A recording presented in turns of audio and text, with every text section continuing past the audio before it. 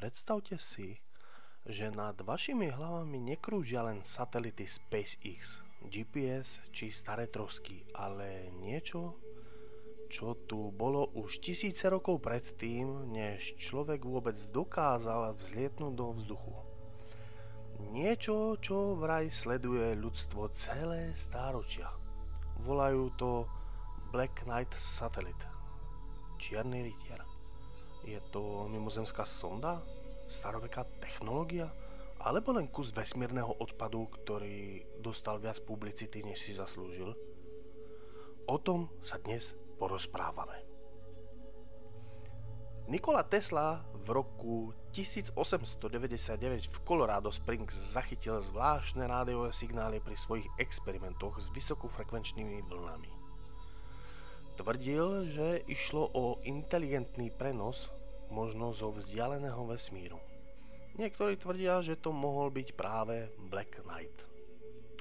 V 20. rokoch norský vedec Jürgen Haas zachytil tzv. Long delay echoes, teda rádiové signály, ktoré sa vracali so zvláštnym oneskorením niekoľko sekúnd, akoby odrážané od niečoho na orbite. To je dodnes záhada. Rok 1954.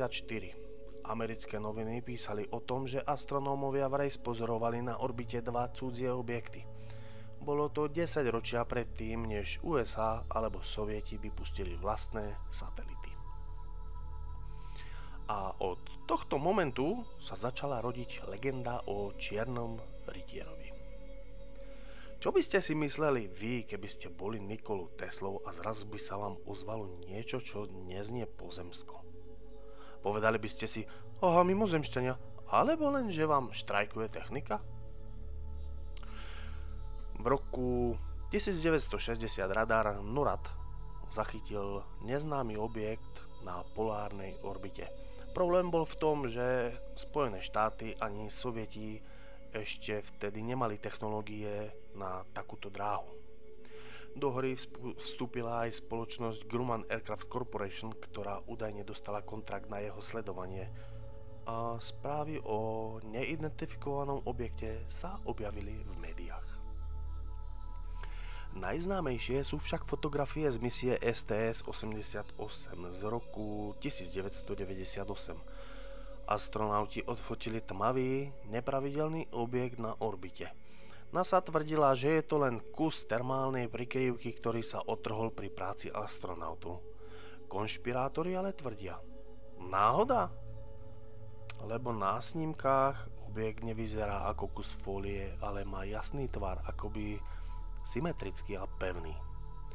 Tieto fotky obleteli svet a definitívne zafixovali Black Knight Satellite v popkultúre. To je ako keby ste stratili ponožku v práčke a potom tvrdili, že to je UFO, len s tým rozdielom, že táto ponožka letí na orbite rýchlosťou 27 000 km za hodinu a má svoju vlastnú fanúšikovskú základňu. Niektoré teórie hovoria, že Black Knight je zariadenie vyslané mimozemšťanmi, aby sledovalo vývoj ľudstva. Niektorí tvrdia, že je tu už 13 000 rokov. Možno nejde o mimozemšťanov, ale o stopu dávno stratenej pozemskej civilizácie, ktorá mala pokročilú technológiu. V 70. rokoch sa objavilo tvrdenie, že objekt vysiela signály smerom k súhvezdiu Pastier. To pridalo teórii intergalaktický rozmer. A niektorí ľudia veria, že Black Knight je niečo ako kamera alebo strážca. Sleduje nás, ale zatiaľ nezasahuje. Čaká, kým dosiahneme bod, keď budeme pripravení. Alebo keď sa sami zničíme. Skeptické vysvetlenia už poznáme. Je to kus odpadu z rakiet a družíc, fragmenty starších vojenských misií, kus termálnej prikryvky z misie STS-88. Veríte tomu, že NASA má pravdu a ide len o smeti?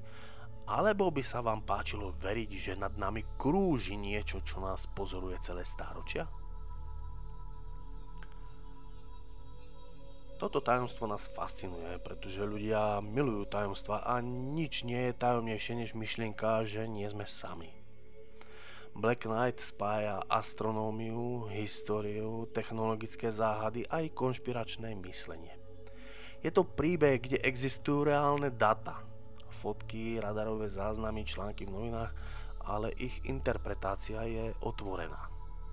Pravda je, že nikto dodnes nedal úplne jednoznačné vysvetlenie, ktoré by umlčalo všetkých skeptikov aj fanúšikov, a práve preto sa z Black Knight stal moderný mýtus.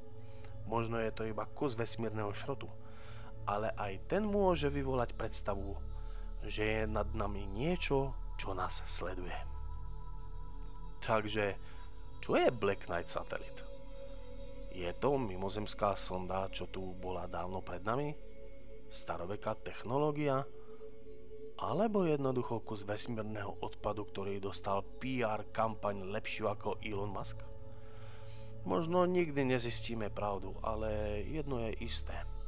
Kým existujú takéto záhady, budeme mať o čom rozprávať.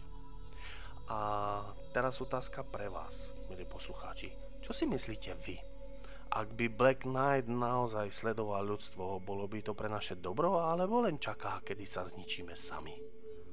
Napíšte mi svoje názory do komentárov, alebo mi pošlite otázky, ktoré by ste chceli, aby som rozobral v ďalších dieloch. A nezabudnite, Don Signor odhaľuje, pokračuje, pretože svet je plný tajomstiev a pravda, no, tá je vždy niekde medzi.